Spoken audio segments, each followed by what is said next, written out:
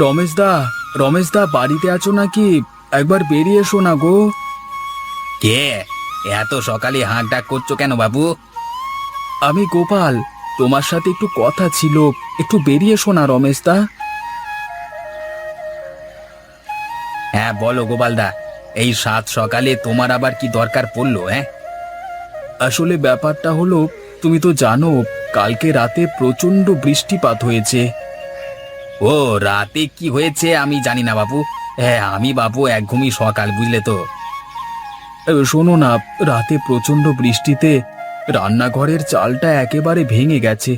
এখন সেখানে তোমার বৌদি বসে রান্না বান্নাও করতে পারছে না। কি করব বলো দেখি রমেশদা। খড় বাঁশ সবকিছু জোগাড় করো, আমি গিয়ে তোমাদের ঘরের চালটা সারিয়ে দিয়ে আসবো। কিন্তু দাদা, ওটাই হয়েছে সমস্যা। আমার কাছে ওসব কিছু কেনবার মতো টাকা পয়সা এখন নেই। তাহলে আঙুল চোষো, এখনকার যুগে টাকা পয়সা ছাড়া কিছু হবে না। ফেললো করি মাক্কো তেল, বুঝলে বাবু। সকাল সকাল আমার ঘুমটা নষ্ট করে দিল, যত সব ধত্তেরিকা।